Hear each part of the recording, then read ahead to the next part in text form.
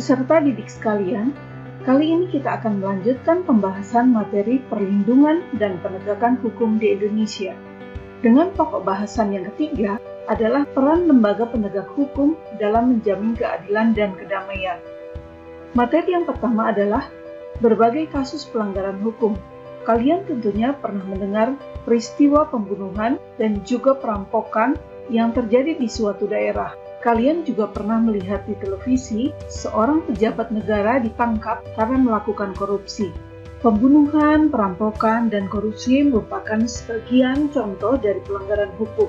Apa sebenarnya pelanggaran hukum itu? Mengapa terjadi pelanggaran hukum?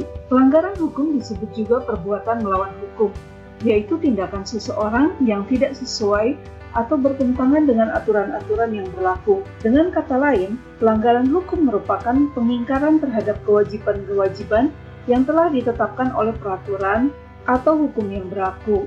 Misalnya, kasus pembunuhan merupakan pengingkaran terhadap kewajiban untuk menghormati hak hidup orang lain. Pelanggaran hukum merupakan bentuk ketidakpatuhan terhadap hukum. Ketidakpatuhan terhadap hukum yang dapat disebabkan oleh dua hal, yaitu A. Pelanggaran hukum oleh si pelanggar sudah dianggap sebagai kebiasaan. B. Hukum yang berlaku sudah tidak sesuai lagi dengan tuntutan kehidupan.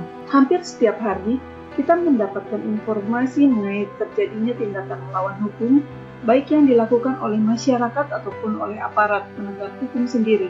Berikut ini contoh perilaku yang bertentangan dengan aturan yang dilakukan. A. Dalam lingkungan keluarga diantaranya mengabaikan perintah orang tua, mengganggu kakak atau adik yang sedang belajar, ibadah tidak tepat waktu, menonton tayangan yang tidak boleh ditonton oleh anak-anak, nonton TV sampai larut malam, bangun kesiangan. B. Dalam lingkungan sekolah diantaranya menyontek ketika ulangan, datang ke sekolah terlambat, bolos mengikuti pelajaran, tidak memperhatikan penjelasan guru dan berpakaian tidak rapi dan tidak sesuai dengan yang ditentukan sekolah. C. Dalam lingkungan masyarakat, diantaranya mangkir dari tugas ronda malam, tidak mengikuti kerja bakti dengan alasan yang tidak jelas, main hakim sendiri, mengkonsumsi obat-obat terlarang, melakukan tindakan diskriminasi kepada orang lain, melakukan perjudian, membuang sampah sembarangan. D. Dalam lingkungan bangsa dan negara, diantaranya tidak memiliki KTP, tidak mematuhi rambu-rambu lalu lintas, melakukan tindakan pidana seperti pembunuhan, perampokan, penggelapan, pengedaran uang palsu, membajakan karya orang lain, dan sebagainya. Melakukan aksi teror terhadap alat-alat kelengkapan negara, tidak berpartisipasi pada kegiatan pemilihan umum, merusak fasilitas negara dengan sengaja. Yang kedua adalah macam-macam sanksi dan pelanggaran hukum. Pengendara mobil memarkir mobil di tempat yang jelas-jelas dilarang berhenti. Penyebabnya karena petugas tidak tegas menindaknya. Karena peristiwa itu dibiarkan, tidak ditindak oleh petugas, lama-kelamaan dianggap hal yang biasa. Dengan kata lain, jika suatu perbuatan dilakukan berulang-ulang, tidak ada sanksi walaupun melanggar aturan, akhirnya perbuatan itu dianggap sebagai norma. Karena perbuatannya itu tidak ada yang menindak, akhirnya menjadi hal yang biasa. Hal yang sama bisa juga menimpa kalian. Misalnya jika para siswa yang melanggar tata tertib sekolah dibiarkan begitu saja tanpa ada sanksi tegas, esok lusa pelanggaran akan menjadi hal yang biasa. Perilaku bertentangan dengan hukum menimbulkan dampak negatif bagi kehidupan pribadi maupun kehidupan masyarakat. Ketidaknyamanan dan ketidakteraturan tentu saja selalu meliputi kehidupan kita jika hukum sering dilanggar atau ditaati. Untuk mencegah terjadinya tindakan pelanggaran terhadap norma atau hukum, dibuat sanksi dalam setiap norma atau hukum tersebut. Berikut ini sanksi dari norma-norma yang berlaku di masyarakat. Yang pertama adalah norma agama, yaitu petunjuk hidup yang bersumber dari Tuhan yang disampaikan melalui utusan Tuhan yang berisi perintah, larangan, atau anjuran-anjuran. Contohnya ialah beribadah, tidak berjudi, suka beramal. Sanksinya tidak langsung karena akan diperoleh setelah meninggal dunia. Yang kedua adalah norma kesusilaan, yaitu pedoman pergaulan hidup yang bersumber dari hati nurani manusia tentang baik buruknya suatu perbuatan. Contohnya ialah berlaku jujur, menghargai orang lain. Sanksinya tidak tegas, karena hanya diri sendiri yang merasakan, merasa bersalah, menyesal, malu, dan sebagainya.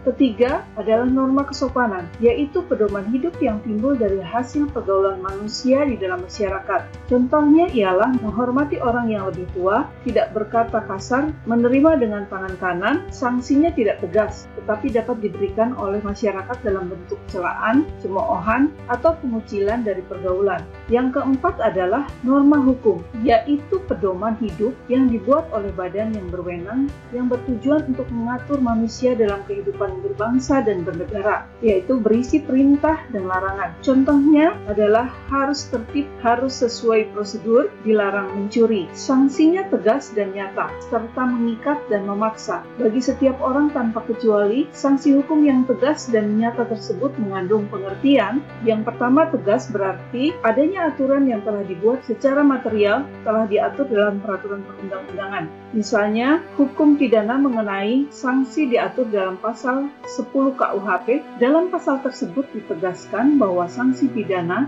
berbentuk hukuman yang mencakup yang pertama, hukum pokok yang terdiri atas hukuman mati, hukuman penjara yang terdiri atas hukuman seumur hidup, dan hukuman sementara waktu. Tinggi-tingginya 20 tahun dan sekurang-kurangnya 1 tahun. Yang kedua, hukuman tambahan yang terdiri atas A. Pencabutan hak-hak tertentu. 1. Hak memegang jabatan pada umumnya atau jabatan tertentu. 2. Hak memasuki angkatan bersenjata. 3. Hak memilih dan dipilih dalam pemilihan. 4. Hak menjadi penasehat hukum. 5. Hak menjalankan kekuasaan bapak, menjalankan perwalian atau pengampuan atas anak sendiri. 6. Hak menjalankan mata pencaharian tertentu. B. Perampasan atau penyitaan barang-barang tertentu. C. Pengumuman keputusan hakim. 2. Nyata, berarti adanya aturan yang secara material telah ditetapkan kadar hukuman berdasarkan perbuatan yang dilanggarnya.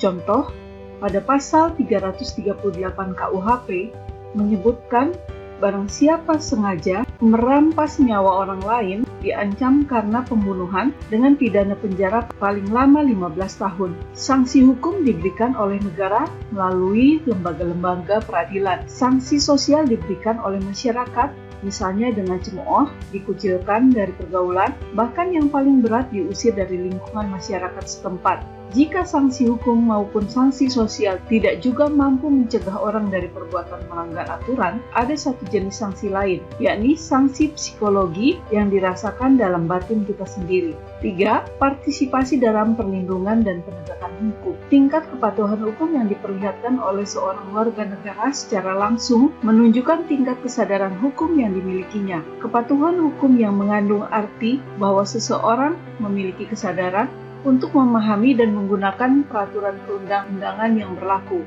mempertahankan tertib hukum yang ada, dan menegakkan kepastian hukum. Adapun ciri-ciri seseorang yang berperilaku sesuai dengan hukum yang berlaku dapat dilihat dari perilaku yang diperbuatnya. Disenangi oleh masyarakat pada umumnya, tidak menimbulkan kerugian bagi diri sendiri dan orang lain, tidak menyinggung perasaan orang lain, menciptakan keselarasan, mencerminkan sikap sadar hukum, mencerminkan kepatuhan terhadap hukum. Berikut ini contoh perilaku yang mencerminkan kepatuhan terhadap hukum yang berlaku. A. Dalam kehidupan di lingkungan keluarga. Yang pertama adalah mematuhi perintah orang tua, ibadah tepat waktu, menghormati anggota keluarga yang lain seperti ayah, ibu, kakak, adik, dan sebagainya. Melaksanakan aturan yang dibuat dan disepakati keluarga. B. Dalam kehidupan di lingkungan sekolah, menghormati kepala sekolah, guru dan karyawan lainnya, memakai pakaian seragam yang telah ditentukan, tidak menyontek ketika ulangan, memperhatikan penjelasan guru, mengikuti pelajaran sesuai dengan jadwal yang berlaku. C. Dalam kehidupan di lingkungan masyarakat, yaitu melaksanakan setiap norma yang berlaku di masyarakat. C. Dalam kehidupan di lingkungan masyarakat, melaksanakan setiap norma yang berlaku di masyarakat, bertugas ronda, ikut serta dalam kegiatan kerja bakti, menghormati keberadaan tetangga di sekitar rumah, tidak melakukan perbuatan yang menyebabkan kekacauan di masyarakat seperti tawuran, judi, mabuk-mabukan, dan sebagainya. Membayar iuran warga. D.